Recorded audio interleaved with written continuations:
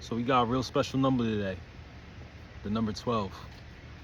A lot of people wonder what's so special about this number 12. Why do we have so many different examples of the number 12 all over? Right, we got the 12 months of the year. You got 12 inches in a foot. You know, Jesus had 12 disciples. You go to Greek and Nordic mythology. There was 12 gods, which represented various aspects of nature and human life. 12 Olympic gods. You know, you got 12 constellations. You know, in Judaism, 12 loaves of bread were placed on the tabernacle for offering. You know, 12 cranial nerves are inside your head that connect your central nervous system to your mind. So I guess the question really is, what's so special about this number 12? Well, the number 12 in, in mythology and higher astrological, right? 12 represents completion. It represents a cycle, right? A cycle for new creation or new birth to be made. So what I want to show you though is when you look at the clock, right? You got 12 o'clock, and after 12 o'clock it goes back to 1, right? And I want to show you how, just like the 12 signs in astrology, there's also astrology in the times of the day, right? So you have 12 segments in a clock divided into 2 hours apiece. All right, so the first hour that's represented by Aries is actually going to be 6 to 8 o'clock. And no matter where you're at in the world, normally around that time between 6 and 8 o'clock is when you're going to see the sunrise, right? This is going to represent new beginnings. This is a new day. This is why we say good morning, because the sun has risen again, right? And then between 8 to 10 o'clock, you actually have a little bit of a different time. Now this is Taurus season. Now what's in between 8 to 10 o'clock? It's 9. And that's usually when people go to work every single day. So between 8 to 10 o'clock is usually when people are starting to take off like a bull, right? The sun has risen. Now it's time to go into action. And then the next thing, we're looking at, right, is going to take us to 10 to 12. Of course, Gemini is the most intellectual sign, right? During the time of Gemini, before June 21st, we have the brightest and the most illuminated days, the longest days of light during the year. And between 10 and 12, this is when intellectually everyone's taking off, right? This is when we're talking, we're doing a lot of meetings. And soon we're going to get to lunchtime. We're going to get to noon. So once we get to that, right, we're in the AM phase. AM means anti-meridian. It means the sun hasn't reached its peak yet. But at 12 o'clock, we're going to get a switch. And the sun is going to get to the highest point in the sky that it's going to get to during the day. That's why we call it high noon. So the sun gets to high noon at 12 o'clock.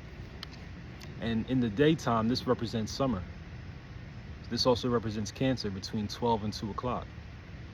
Now, the reason Cancer is summer is because the sun is the highest, it's in the highest northern parallel that it can go to, right? And same thing for the day. Once we get to 12 o'clock, the sun has reached the prime meridian. It's as high as it can get in the sky, right? Sun is your life force. Sun is vitality. Sun is soul. So when your soul is burning the highest, when it's burning the hottest, which is around 12, but it's going to get a little hotter. I'll tell you why, right? This represents lunchtime, right? Between 12 and 2 o'clock. This is lunchtime. This is when the sun is highest in the sky. This is when your body can digest food the best, right? And next we're going to go into Leo season. So between 2 and 4 o'clock, right? After you just got out of Cancer, the sun was highest. Now the sun's starting to come down, but it's actually getting hotter. And between 2 and 4 o'clock, this is when you're going to have the prime heat of the day. Just like Leo season, right? Leo season happens in August. That's when we get the golden heat of the sun. That's the reason we call gold atomically AU. But anyway, I'll tell you about that later. So between 2 and 4 o'clock, this is the Leo part of the day, when the sun is burning the hottest. You also might be taking the most activity during this time of the day. And then next we're going to get to 4 to 6 o'clock, right? And 4 to 6 o'clock represents Virgo, where the sun is cooling down, where we're starting to get closer to the harvest, right? Because next coming up is going to be between 6 and 8, and 6 and 8 is going to represent Libras around. This is the balance of the day. 6 to 8 o'clock, this is when people are usually getting off of work, or people have gotten off of work. Libra also represents we're breaking the harvest, we're breaking bread, because Libra time, right, this is usually when we're going into fall. It's going to start to get darker, going to start to get colder, right, and we're gonna reap the harvest. And between 6 to 8 o'clock, not only do you have this time in the year, but you have it in the day too. So this happens between 6 and 8, and then the next one is going to happen between 8 and 10. And what comes after Libra but Scorpio? So now we're in Scorpio, right, between 8 and 10 o'clock. And what's so serene about Scorpio? Scorpio is when the winter's starting to set in, the nights are starting to get longer.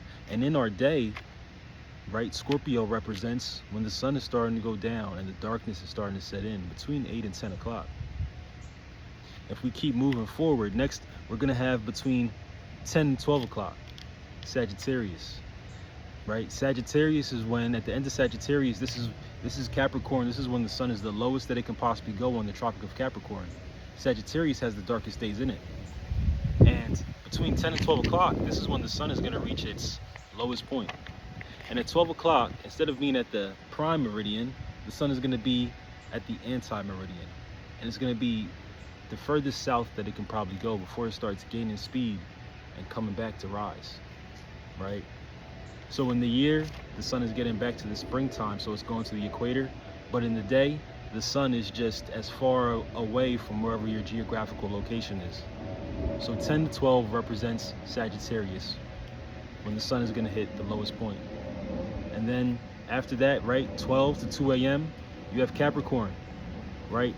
Capricorn, it represents when the sun is the farthest away, right? 12 o'clock midnight, when the sun is very, it's as far as it could possibly go.